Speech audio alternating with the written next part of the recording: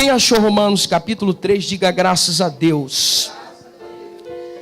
Mas agora se manifestou sem a lei a justiça de Deus, tendo testemunho da lei e dos profetas. Isto é, a justiça de Deus pela fé em Jesus Cristo, para todos e sobre todos os que creem, porque não há diferença. Verso 23, porque todos pecaram e destituídos estão da glória de Deus, sendo justificados gratuitamente pela sua graça, pela redenção que há em Cristo Jesus. Toma o teu assento exaltando e bendizendo o nome do Senhor Jesus. Pai, a palavra não é minha, ela é tua uma vez mais. E eu declaro nesta manhã que toda cadeia, corrente espiritual está quebrada agora.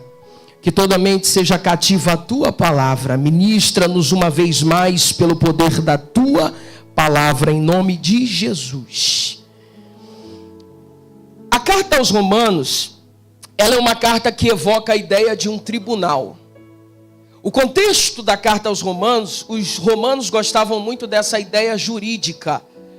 E uma das coisas mais interessantes na Bíblia Sagrada é que no processo de transmissão da revelação de Deus por intermédio da sua palavra, quando Deus inspira os autores a escrever os textos sagrados, ele não anula a personalidade do autor no processo de transmissão.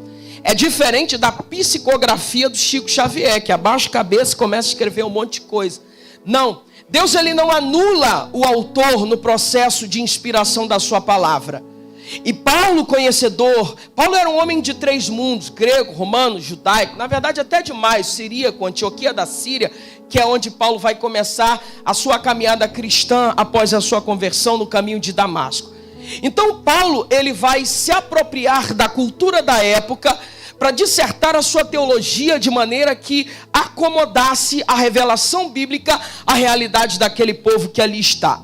Então, quando você vai observar a carta aos Romanos, você vai observar que Paulo, ele está escrevendo e o vocabulário que Paulo vai usar na carta aos Romanos é um vocabulário jurídico, pois palavras como lei, condenação, nenhuma condenação há para os que estão em Cristo Jesus, justificação, acusação, quem tentará acusação contra os escolhidos de Deus?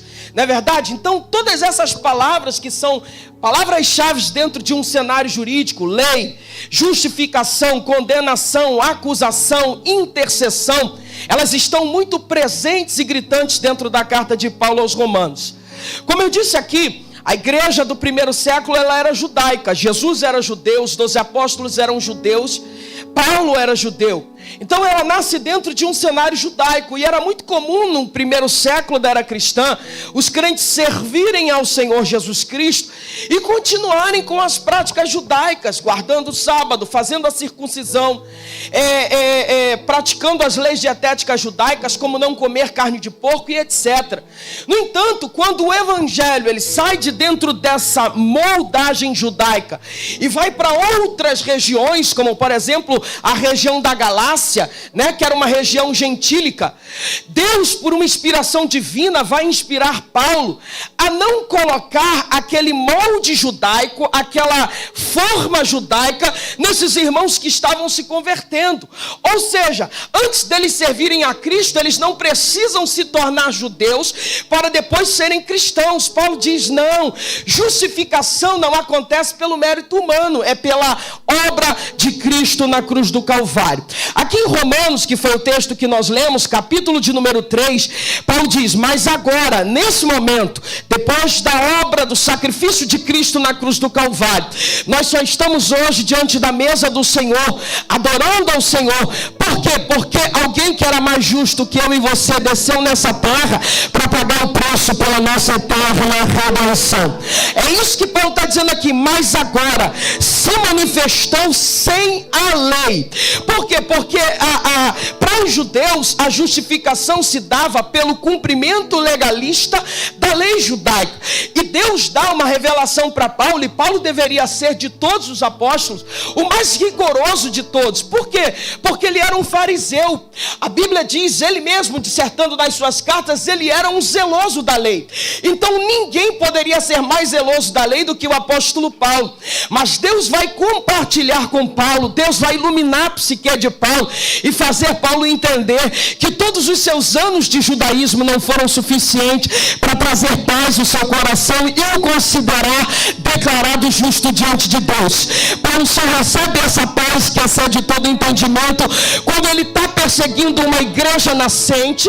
Que imagina, Paulo é um fariseu, estudou a lei, cresceu aos pés de Gamaliel uma vida toda. Agora ele começa a ver uma igreja se levantando em Jerusalém e pregando um Jesus que morreu e ressuscitou dentre os mortos. Para eles, para os judeus daquela época, para os zelosos da lei, aquilo era um novo movimento, era uma seita que estava se levantando. Então quando Paulo vai perseguir a igreja, a Bíblia diz que ele pegava os crentes, arrastava pelas ruas, encerravam na prisão. Por exemplo, quando Estevão, o primeiro mártir da igreja, Atos capítulo 7, vai morrer, a Bíblia diz que as vestes do Estevão é jogada aos pés do jovem zeloso da lei Saulo. Saulo não está perseguindo a igreja nascente porque ele era alguém ruim, mas não, ele estava dentro de um molde, ele estava engessado dentro de uma religião judaica que não aperfeiçoava absolutamente ninguém. Então ele vai perseguir essa igreja. Deus viu o coração dele, que até a perseguição dele não era uma atitude má, mas de alguém que zelava pela Torá, pela palavra de Deus. Então Jesus diz, eu não vou levar Pedro, Tiago, João e nenhum dos apóstolos para tentar evangelizar Paulo. Paulo precisa de algo muito maior do que uma palavra humana. Vai ser eu mesmo quem vou me encontrar com ele no caminho de Damasco. Jesus vai se revelar para Paulo de uma forma que ele não se revela para ninguém. Percebeu isso?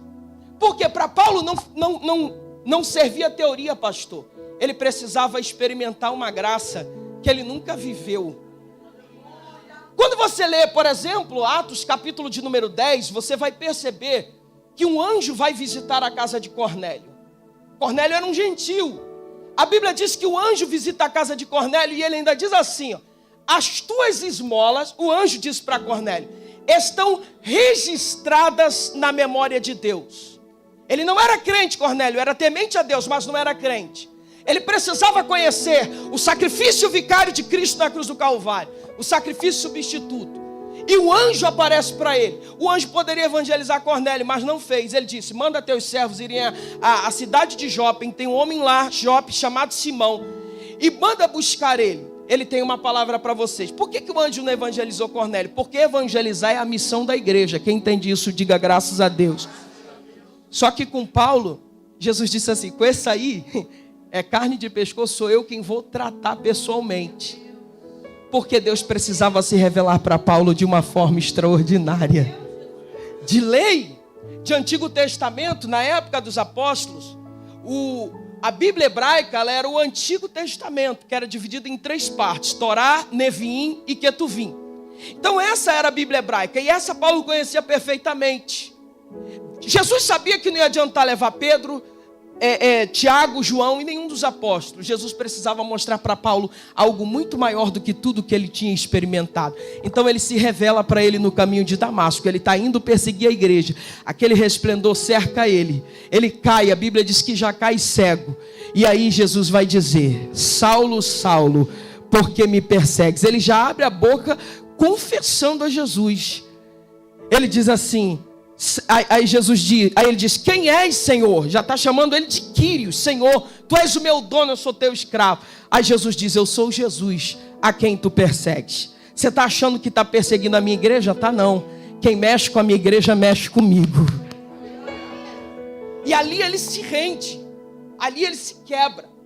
Ali toda a construção legalista da lei de Paulo vai cair. Por quê? Porque ele agora viu um resplendor de glória cercando ele. E ele sabia que aquilo que cercava ele não era da terra, não era humano, não era terreno, não era palpável. Ele conseguiu compreender que o Jesus que a igreja primitiva estava pregando e ensinando era alguém muito maior do que ele já tinha experimentado. E aí você conhece a história. Depois Ananias vai lá, ora por ele, as escamas caem, ele começa a enxergar. E Deus vai fazer dele o maior porta-voz, o maior evangelista aos gentios que a igreja primitiva já teve. E é isso que ele está dizendo, mas agora sem a lei. Por quê? Porque toda a ideia que Paulo tinha de justificação estava pautada em seguir a cartilha legalista da lei. Entende isso?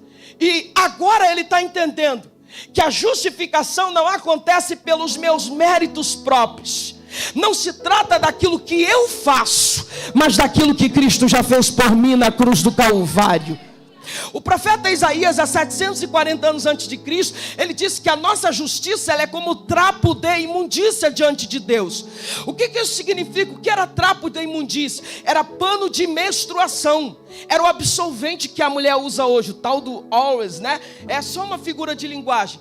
Aquilo é trapo de imundícia. O que Isaías está falando há 740 anos antes de Cristo é que pela nossa própria justiça nós somos incapazes de adentrar a presença do Senhor. Nós só seremos salvos porque a justiça daquele que não cometeu pecado foi imputada na nossa vida. Você pode levantar a tua mão e adorar o Senhor Jesus. Hoje você pode entrar dentro dessa casa, se assentar na mesa do Senhor e ser declarado justo, porque o sacrifício de Cristo na cruz do Calvário já foi efetuado pela tua vida, pela minha e pela nossa vida.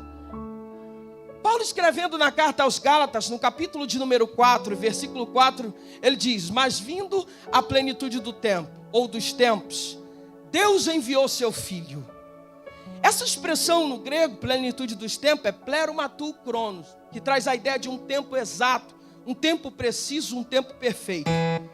Deus não errou na cronologia quando o Filho de Deus ele penetra na temporalidade e se faz carne. O verbo se fez carne e habitou entre nós, João 1,14.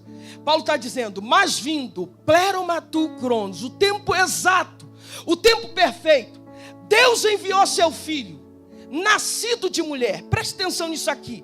Quando ele usa essa expressão, pleromatu kronos, tempo exato, tempo preciso, ele está dizendo que Deus preparou o globo terra para que seu filho penetrasse na temporalidade. Por exemplo, um casal que vai ter um bebê, ele prepara o enxoval da criança, sim ou não, irmãos? Sim. Ele prepara o quarto do bebê, sim ou não? Sim. Por quê? Porque o seu filho vai chegar ao mundo. A mesma coisa acontece com o Senhor Jesus. Por isso Paulo vai usar essa expressão. Mas vindo, pleromatu kronos, o tempo perfeito, o tempo pleno, o tempo exato. Ou seja, como que Deus prepara o mundo para a chegada do seu filho? Através das estradas romanas que haviam sido construídas. Ou seja, o que as estradas propiciaram e ajudaram no evangelho? Na propagação do evangelho, através da língua grega, que era a língua universal da época. Hoje, qualquer pessoa que fala inglês, ela consegue chegar em qualquer parte do mundo e se comunicar normalmente. Naquela época era o grego koiné. Quem falava o grego koiné conseguia chegar em qualquer parte do mundo e conseguia se comunicar e ser entendido.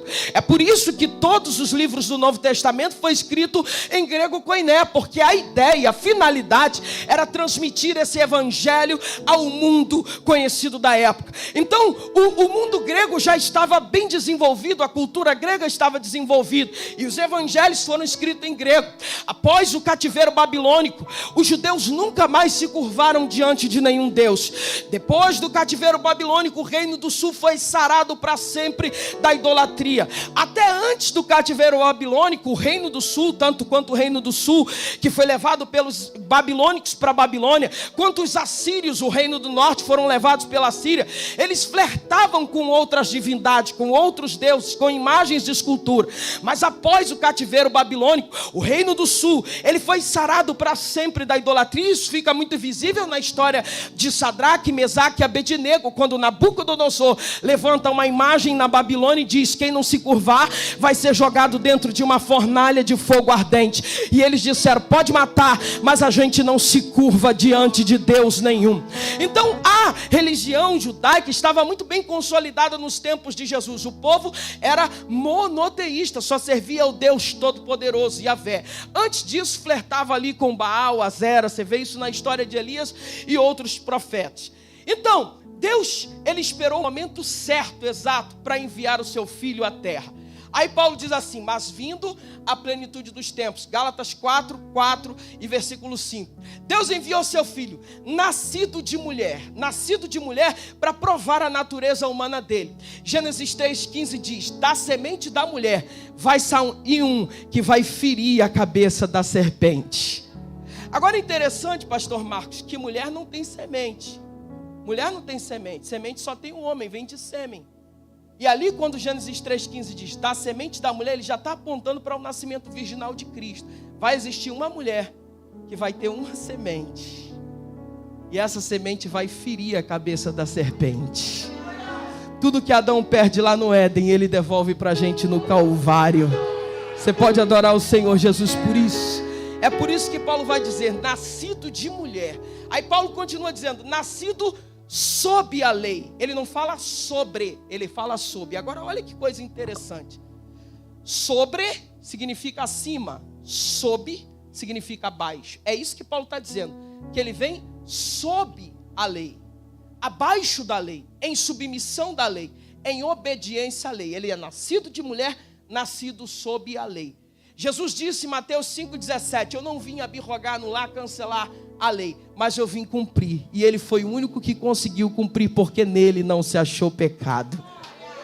Como na terra não existia nenhum mortal capaz de cumprir a lei em toda a sua essência, o Filho de Deus vai pisar nessa terra debaixo da lei, em submissão à lei. No Antigo Testamento, Deus estava oculto, escondido na pessoa de Deus Pai. E João vai revelar isso no capítulo 1 do Evangelho de João, versículo 1. No princípio era o Verbo, e o Verbo estava com Deus, e o Verbo era o próprio Deus. Então no Antigo Testamento, o Verbo, Jesus, está presente na pessoa de Deus Pai. Agora olha isso aqui, aquele que está oculto na pessoa de Deus Pai, velado na pessoa de Deus Pai, compartilha uma lei com Moisés no Antigo Testamento, e no Novo Testamento ele penetra na temporalidade, ele se faz humano, ele se encarna, simplesmente se submete à sua própria palavra. Olha como o Evangelho é tremendo. Não existe incoerência. Como na terra não existia nenhum mortal capaz de cumprir a lei, o Filho de Deus vai pisar essa terra, se fazer homem. A Bíblia diz que em tudo ele foi tentado, mas ele não pecou. Ele se submete à própria palavra, paga o preço pela nossa eterna redenção. É só por isso que você tem liberdade de entrar nesta manhã dentro desta casa e sentir a presença inefável do Espírito Santo. Ele é o único mortal que consegue cumprir toda a lei, porque nele não se achou pecado. Como o único que tem o poder de cumprir toda a lei, porque ele não tropeça na lei, ele é o único que pode trazer um novo testamento, uma nova aliança. Ele disse nos últimos dias, na última ceia, este é o cálice do novo testamento, da nova aliança, que é derramado por vós. Jesus disse isso. Esquece de mim não, varão, vem junto comigo, vem ligado. Então, presta atenção, se perdeu uma, fica ligado aí, eu sei que tu está gostando, mas vem comigo. Então, ele cumpre o Antigo Testamento, traz um Novo Testamento, mas valida esse Novo Testamento com a sua morte na cruz do Calvário. O escritor aos Hebreus diz que para que um testamento seja validado, é necessário que ocorra a morte do testador. Ou seja, o testador, ele escreve o testamento ainda em vida, mas o testamento só tem valor depois que ele morre. Então Cristo cumpre o Antigo Testamento, traz um Novo Testamento. Este é o sangue do Novo Testamento que é derramado por vós, e valida esse Novo Testamento morrendo na cruz do Calvário, pagando o preço pela minha e pela tua salvação. É só por isso que você pode ser considerado justo.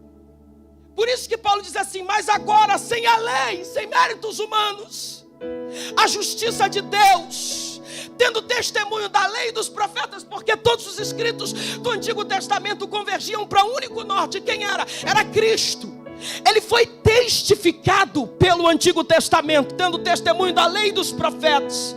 Isto é, a justiça de Deus pela fé em Cristo para todos e sobre todos os que creem.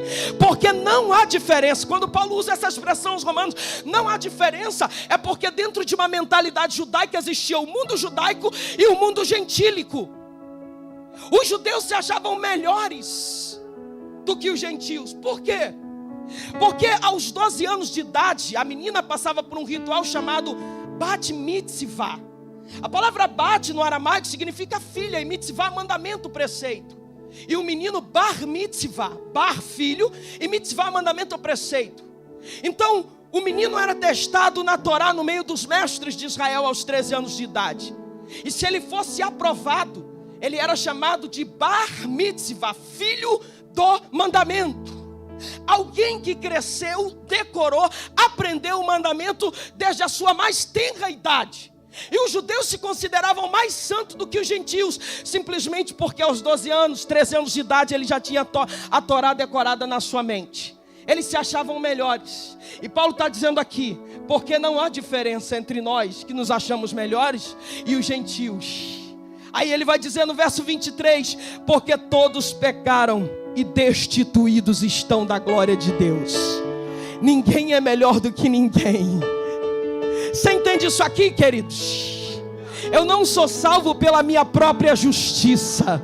Eu sou salvo porque a justiça dele foi imputada na minha vida.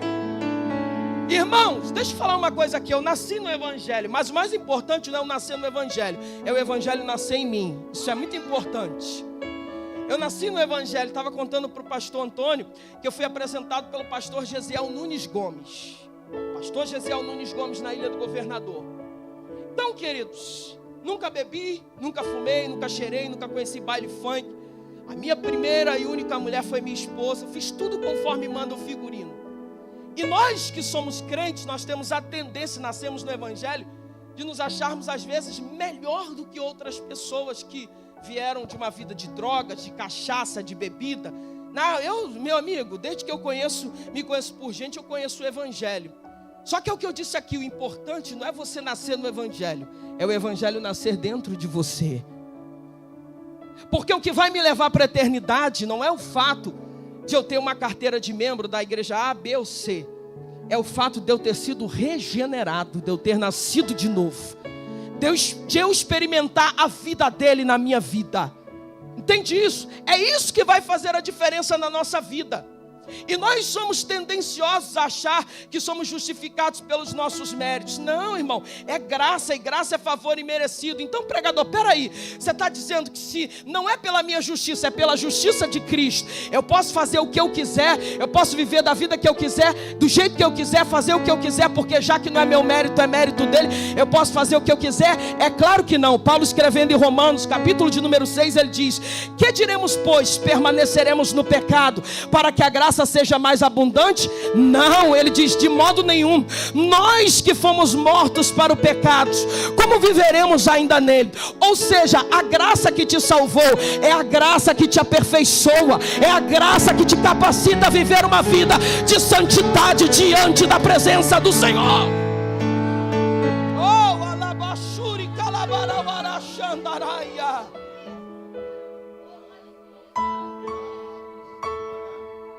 Então eu não tenho que me vangloriar porque eu nunca bebi, nunca cheirei, nunca fumei. Não, eu tenho que glorificar ao Senhor Jesus, que não me permitiu ir lá para o mundo experimentar isso, porque talvez se fosse não voltaria. Não é verdade? Eu tenho que glorificar ao Senhor porque o Senhor me guardou desde a minha mais tenra idade. Mas e a pessoa que não foi assim? Deus está dizendo: não importa. Olha isso que eu vou falar aqui. Sabe o que é grande no reino? É que o sangue dele nos iguala. Eu nasci no Evangelho, mas se hoje entrar o pior matador, traficante, estuprador aqui, ouvir uma palavra dessa e disser: eu quero mudar a minha vida, levantar as mãos e aceitar a Jesus, sair de lá e vir aqui à frente, o mesmo sangue que me purificou dos meus pecados vai passar diante da vida dele, e a alma dele tem o mesmo valor da minha alma.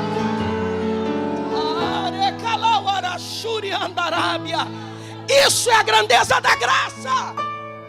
Isaías disse que em Cristo todo monte soberbo seria abatido, todo outeiro vale seria exaltado e o caminho ia se aplanar. Sabe por que a graça é extraordinária? Porque independente de ser judeu ou de ser gentil, o sangue dele passou pela nossa vida e nos igualou. A justiça dele foi imputada a nós e somos declarados justos por meio da obra de Cristo.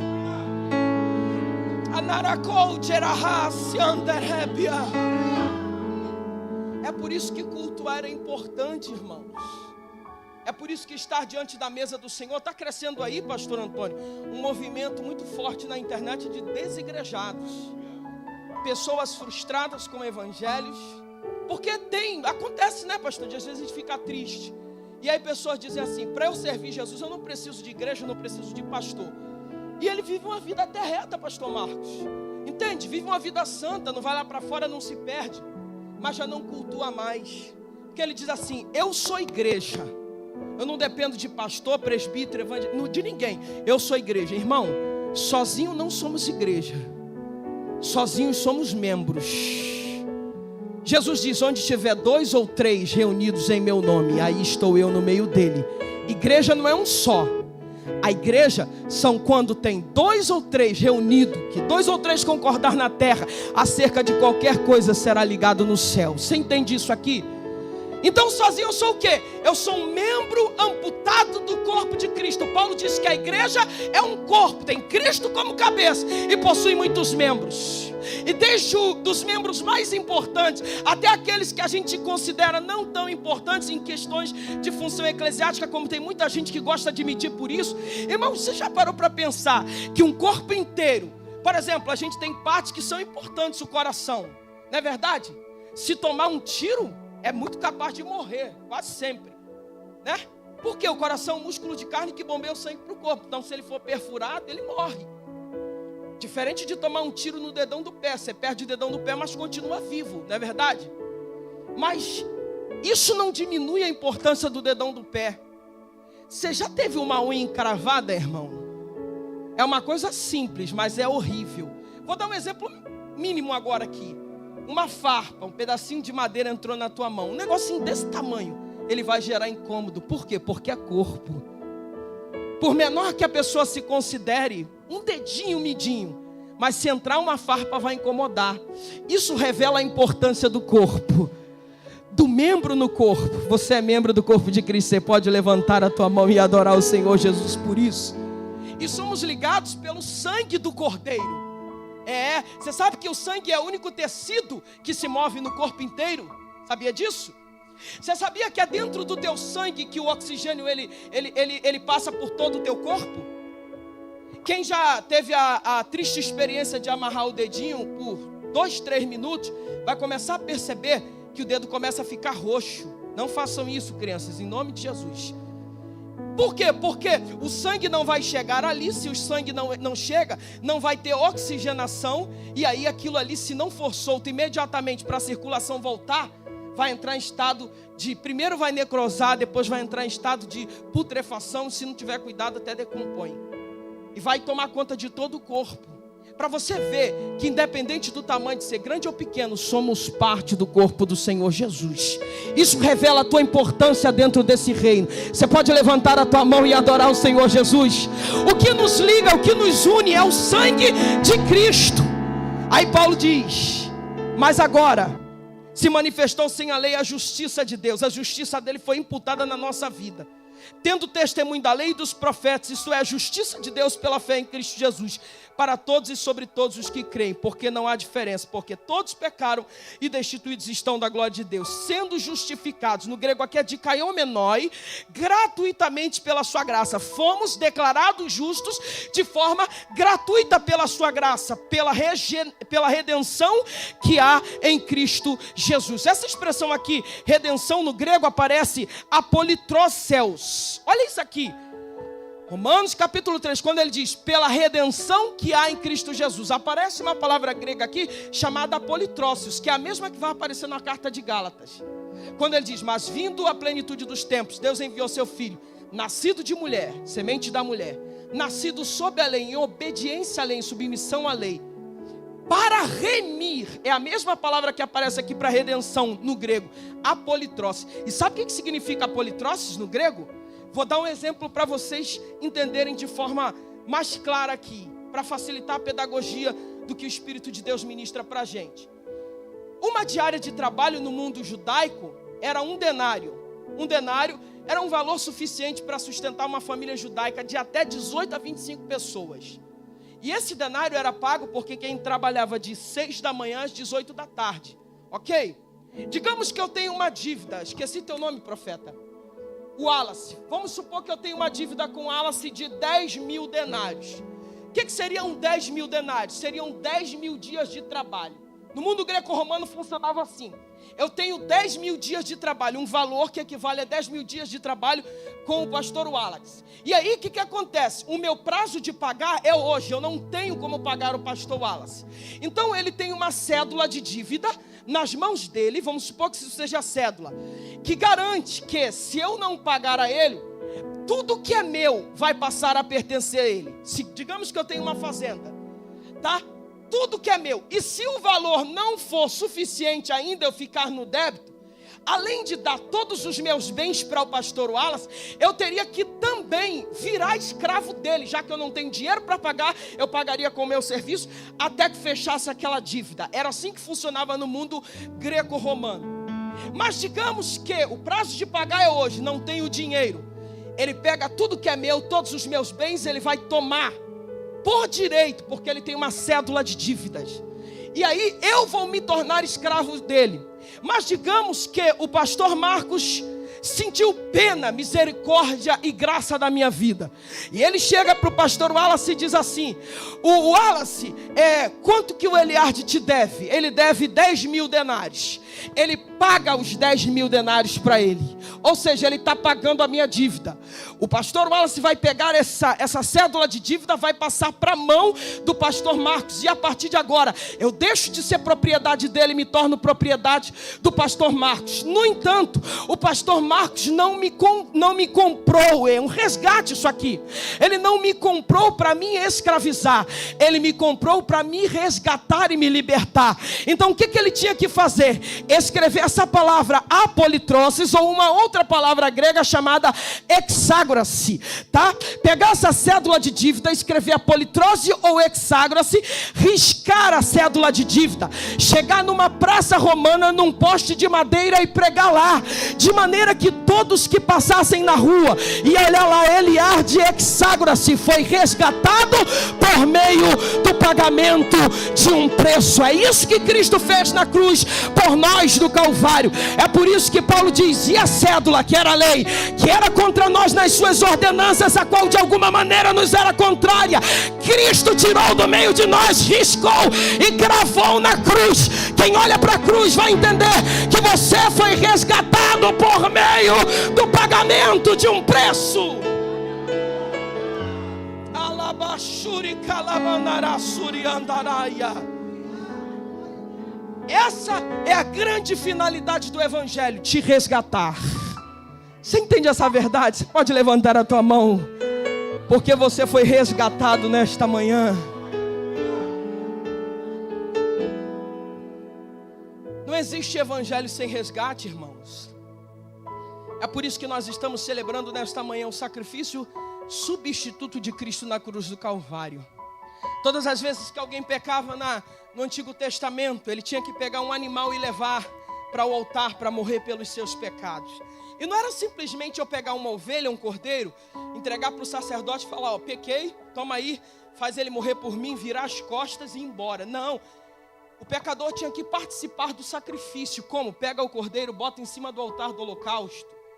O pecador botava a mão na cabeça dele, olhava para dentro do globo do ocular do animal, a bilha do olho do animal, para refletir a sua própria imagem e entender que todos aqueles animais que morriam no Antigo Testamento estavam morrendo pelos seus pecados. Irmão, você já teve o desprazer de ver um porco ser abatido? Quem já teve aqui? É de chorar, irmão. É horrível. Imagina todas as vezes que eu pecar, eu tenho que levar um cordeiro para ser abatido no meu lugar. Todos esses sacrifícios do Antigo Testamento apontavam para um único norte. Que norte? Calvário. Quando Adão peca no Éden, a Bíblia diz, quando Adão peca no Éden, que ele se veste de folha de figueira. E Deus viu que eles estavam vestidos assim, disse: por que estão vestidos assim? Eles disseram: vimos que estávamos nus. E a Bíblia diz que Deus fez pele de animais para eles. Ali já tinha um cordeiro sendo morto para cobrir um casal. Quando eles vão sair na Páscoa do Egito, Deus dá uma ordem para Moisés dizendo: por família, vocês vão pegar um cordeiro, vão imolar esse cordeiro, vão matar, vão drenar o sangue do cordeiro. O sangue vocês vão passar nos umbrais e nas vergas das portas. Mas o cordeiro vocês não vão jogar fora, vão comer. Cada família vai comer um cordeiro. Ali já apontava para a cruz do Calvário. A palavra Páscoa no hebraico é Pessah, que significa pular ou passar por cima.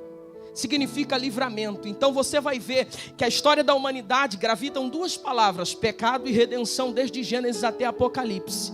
Desde Gênesis a Apocalipse tem pecado, mas também tem redenção, tem sangue do cordeiro.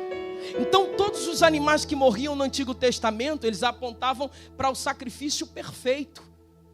Porque o escritor aos Hebreus, ele diz que de ano em ano o sumo sacerdote tinha que entrar no altar, no lugar santo, e aspergir o sangue sobre as quatro tampas, as quatro pontas da tampa do propiciatório. Mas de uma única vez Cristo morreu por nós, para que não fosse mais necessário animais morrer pelos nossos pecados. E se o sangue dos animais só tinha o poder de cobrir, o sangue de Jesus tem o poder de nos purificar de todo pecado. Então essa manhã eu estou declarando: você é livre por causa da obra de Cristo na cruz do Calvário. Você entende a grandiosidade disso? É por isso que o crente não pode viver uma vida de qualquer maneira, irmão. Valorize, leve Jesus a sério, porque no Calvário ele te levou muito a sério. Você entende que obra grandiosa é essa? É por isso que nós precisamos viver uma vida reta, justa e santa diante de Deus. Eu não pratico boas obras para ser salvo, mas porque sou salvo. Você entende isso? Porque eu fui salvo, eu fui comprado, eu valorizo aquilo que foi entregue pela minha vida.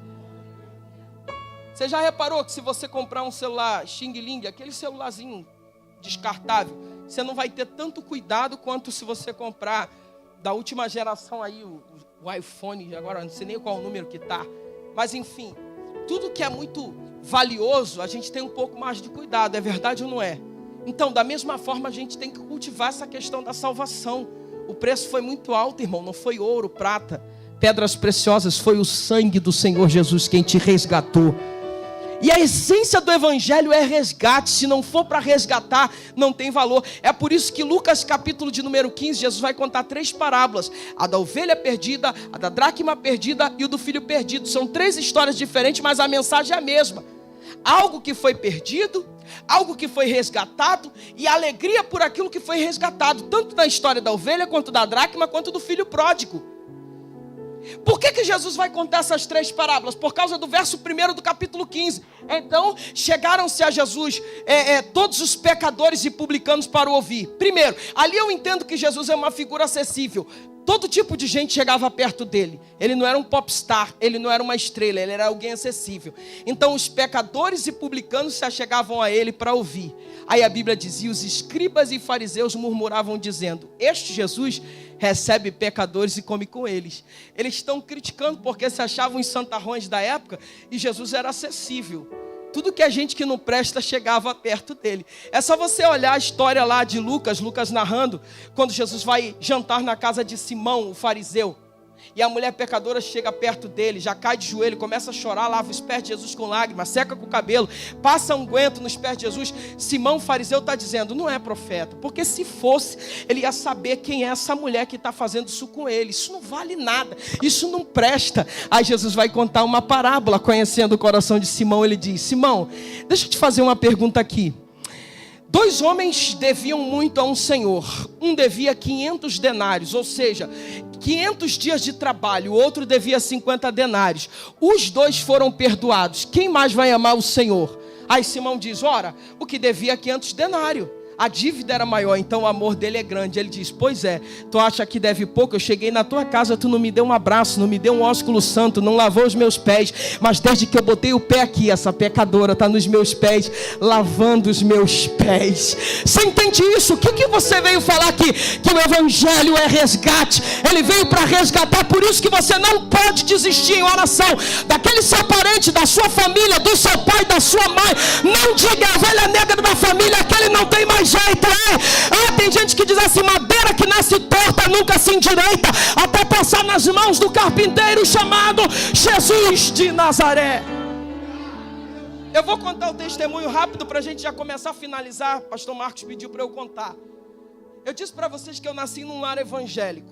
Meu pai e minha mãe eram crentes. No entanto, depois que aconteceu o episódio com o pastor Gesiel lá na ilha, o meu pai se afastou da igreja. Eu tinha por volta de 10 anos de idade.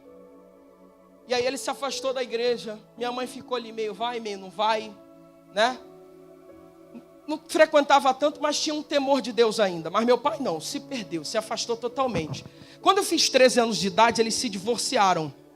Literalmente se divorciaram. E o meu pai não soube lidar com a crise do divórcio. E aí, um homem que me ensinou a ser um homem de caráter, a ser um homem respeitoso, a nunca botar uma cocaína no meu nariz, a nunca fumar um cigarro, a nunca beber cachaça, que ele dizia, se você fizer um caminho sem volta, aquele homem que me ensinou aquilo, agora começa a usar cocaína. Imagina para um garoto de 13 anos, criado na igreja, que aprendeu que tudo isso era errado, agora ele começa a ver a sua maior referência, despregar com a vida tudo o que ele havia ensinado. E aí meu pai começa a se perder. Mas a situação, irmão, foi terrível. Dos meus 13 anos até os 17 anos de idade, eu vi o meu pai se afundar de uma forma. Meu pai era dono de uma padaria em Morro Agudo, Nova Iguaçu, e ele também era empreiteiro de obras. Então ele deixava um primo meu tomando conta da padaria, e ele pegava várias obras, trabalhava com obra, mestre de obra. Era um homem que tinha poder aquisitivo, ele perdeu absolutamente tudo para a cocaína. A padaria faliu porque ele só ia lá pegar dinheiro, não fazia o capital de giro, não comprava mercadoria. Tudo ele pegava e gastava com cocaína. Ao ponto de uma favela da Ilha do Governador chamada Praia da Rosa, o apelido dele virar carga pesada. Ele não era bandido, nunca foi. Mas por causa da questão do divórcio, ele não soube lidar e se transformou no que se transformou, no pior viciado da Praia da Rosa. E aí, irmãos, e eu na igreja, servindo ao Senhor, começando a pregar nessa época, com 13 para 14 anos de idade. Quando eu fiz 17 anos, eu vi o meu pai só ter em casa uma cama velha e um ventilador que ele já estava botando anúncio para vender. Por quê? Porque ninguém mais queria dar trabalho para ele, era alguém que estava descredibilizado, alguém que tinha tanta honra, tanta credibilidade, agora perdeu absolutamente tudo para as drogas, porque é isso que acontece. Entende, irmãos? Imagina eu pregando o evangelho e vendo essa cena, meu mundo desmoronando dentro da minha casa. Minha maior referência caindo. Quando eu cheguei com 17 anos de idade, eu já não estava mais suportando. E um dia eu estava evangelizando nessa comunidade da Praia da Rosa, uma mulher, uma senhora de idade, que hoje ela deve estar já com seus 50 e poucos anos. Na época eu tinha 17 anos de idade. Eu fui evangelizar ela, ela disse assim para mim, você está dizendo que Jesus liberta? Eu disse, Jesus liberta. E animado, que ela, evangelizando animada, ela disse, que incoerência, por que não liberta o teu pai? Carga pesada, o pior viciado da face da terra. Você está pregando que Jesus liberta, mas não tem libertação na tua casa, na tua vida. Imagina, irmão, que é você ouvir isso. E aquilo já ser um conflito terrível para você. Eu não podia sair daquela conversa envergonhado. Então eu disse para ela, conta 30 dias. E você vai ver Jesus mudar a vida do meu pai. Jesus vai transformar o meu pai. E aí, ela disse, então tá bom, vou anotar a data de hoje, pode anotar. Em 30 dias Jesus vai libertar o meu pai. Falei com fé, falei com raiva e falei com zelo. Por quê? Porque eu posso até ser envergonhado, mas o meu Jesus não podia sair daquela conversa envergonhado. Só que o crente, irmão, ele vive na linha da fé e vive na linha da razão. Quando eu saí dali, eu falei, meu Deus, o que eu fiz? Eu dei o dia que tu vais libertar o meu pai. Irmão, ele é o Senhor, eu sou o servo, como é que eu faço um negócio desse? Fui impelido pelo Espírito Santo, foi só assim que eu entendi. Eu falei, Deus, eu não tenho, mas tu tens. Eu não posso, mas tu pode. Eu não faço, mas tu fazes. Então eu comecei um propósito de oração em uma congregação nessa comunidade que nós temos lá, chamada Rosa de Saron. Eu falei com o pastor da congregação, pastor, eu gostaria de fazer uma campanha de oração. Eu, um amigo, ele pela mãe dele, eu pelo meu pai. E se o senhor permitir, deixa a chave da igreja com a gente por 30 dias. Ele disse, mas por quê? Eu falei, pastor, prometo que chego cedo, abro a igreja e faço o que o senhor quiser. Mas eu vou ficar 30 madrugadas dentro dessa igreja. Ele disse, glória a Deus, garoto, 17 anos, né? Falou, glória a Deus, é melhor estar aqui orando do que estar na rua fazendo besteira, né? E aí ele me deu a chave da igreja. E aí eu comecei o propósito de oração todas as madrugadas. Jesus, eu não tenho, mas tu tens. Tu ouvistes a afronta naquele dia. Não é o meu nome, é o teu nome. E Deus gosta disso, irmão.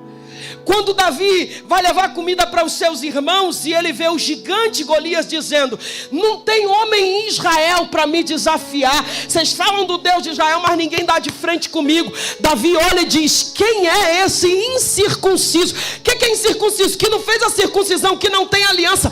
Quem é esse homem para desafiar o exército do Deus vivo? Davi não estava preocupado com a reputação de Saul. Ele não estava preocupado com a reputação de Israel. Não era a coroa de Saul que estava em jogo, era o nome do Deus de Israel. Então ele disse, já que ninguém desce, eu vou descer. E ainda hoje, Deus vai botar a cabeça do gigante nas minhas mãos. Deixa eu te falar uma coisa, quando você zela pela palavra que tu prega, se prepara, porque Deus vai trazer um tempo de novidades extraordinárias para a tua vida.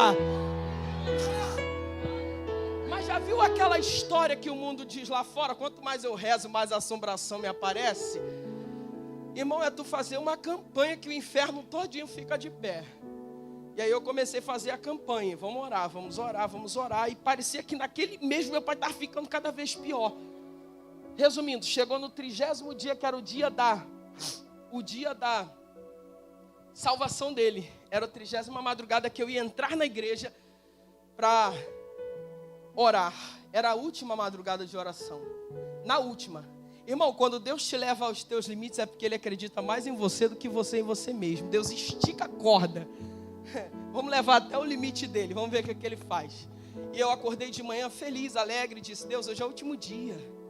É hoje é o dia que o Senhor tem que libertar. Lembra que a gente tem um negócio? Eu tinha feito o que eu nunca tinha feito na minha vida, irmão. Eu era adolescente, eu trabalhava numa padaria e eu pegava 4 horas da manhã no trabalho. Então eu entrava meia-noite na igreja, eu vinha para o culto, participava do culto, acabava o culto, eu ia em casa, jantava, voltava para a igreja meia-noite, entrava, orava. Quando dava dando, a padaria era próxima da igreja, quando dava dando 15 para as 4, eu já saía, já ia para trabalhar, chegava 2 horas da tarde, morto, porque, irmão, 30 madrugadas sem dormir, o gordinho emagrece, não é verdade? Você perde peso, e orando e jejuando. E aí eu falei, Deus, e agora? Como é que vai ser? Não jejuei 30 dias seguidos, viu, irmão? Senão eu nem estaria aqui hoje. Mas enfim, todos os dias eu tirava o propósito de jejum pela vida dele, porque é guerra espiritual.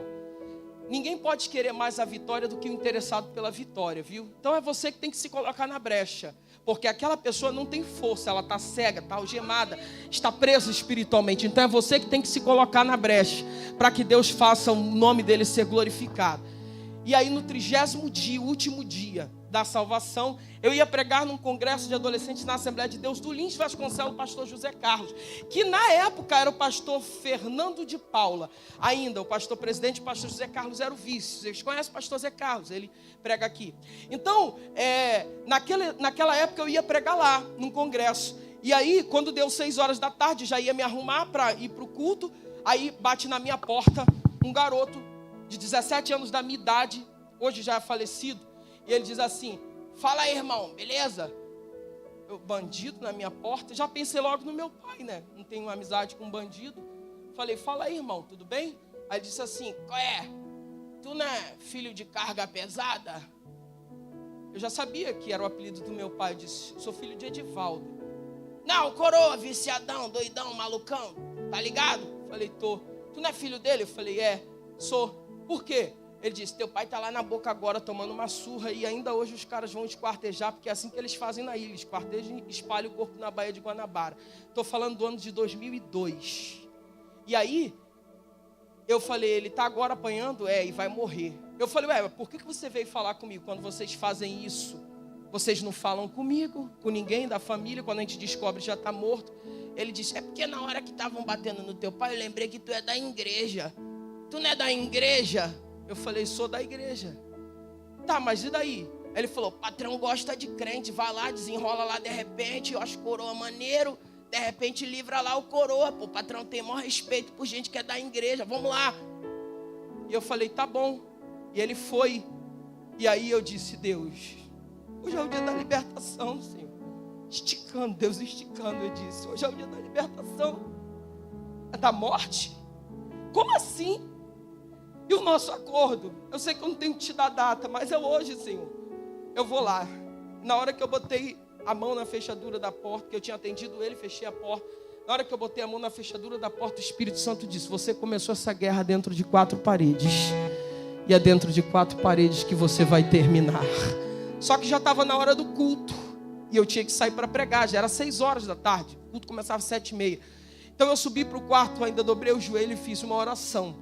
Falei, Deus, eu não posso, mas tu podes. Eu não tenho, mas tu tens. Eu libero agora uma palavra de ordem no mundo espiritual. Vai lá onde os demônios receberam ordem para tirar a vida dele. E eu estou liberando uma palavra agora, que na vida do meu pai ninguém vai tocar. Não libero, não autorizo demônios tirarem a vida dele hoje. Eu estou em guerra há 30 dias, 30 madrugadas, e na vida do meu pai ninguém toca. Libera essa palavra agora, vou pregar. É fé versus razão, cheio de fé. Mas fui pregar e a razão dizendo, meu Deus, será que ele está vivo? Porque irmão, é esse conflito que a gente vive.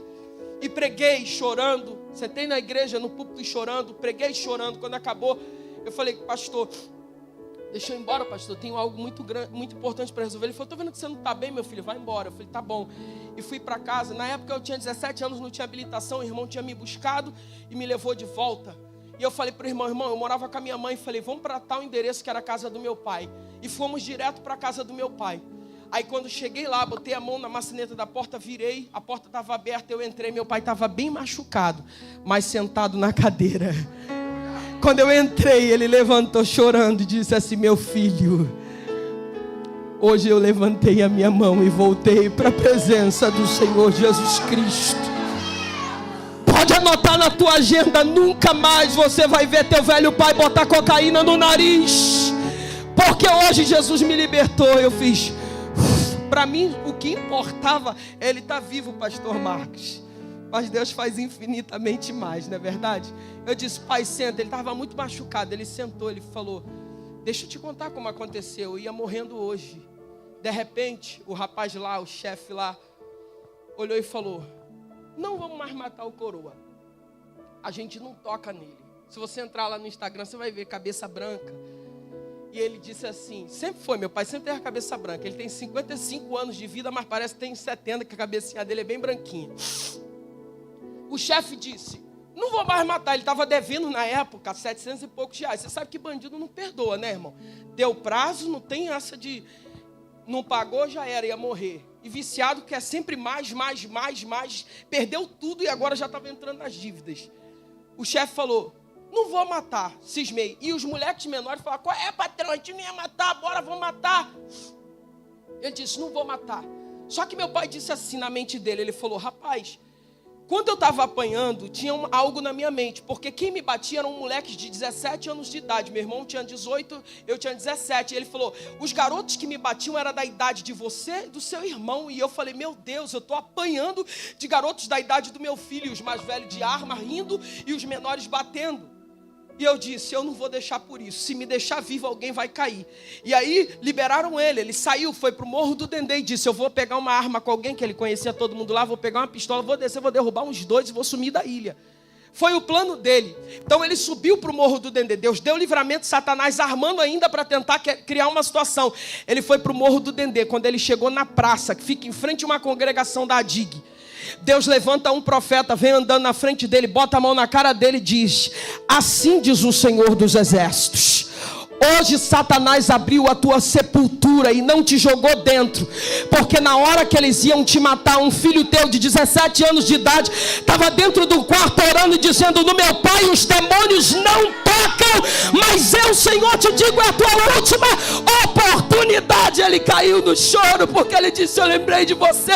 E ele disse: então me leva para uma igreja, porque eu quero voltar para a presença do Senhor. E naquele dia ele levantou as mãos. Já se fazem 21 anos que o meu pai é liberto, salvo e transformado para a honra, louvor e glória do nome do Senhor Jesus. Eu estou dizendo que o evangelho é resgate. Se não for para resgatar, não vale a pena. Deixa eu liberar uma palavra para alguém aqui. Enquanto você está nessa manhã aqui dentro, Deus está visitando alguém na tua casa e está dizendo: não desista dele, não desista dela, porque eu tenho restauração. Fica de pé nesta manhã, adorando e bendizendo ao Eterno.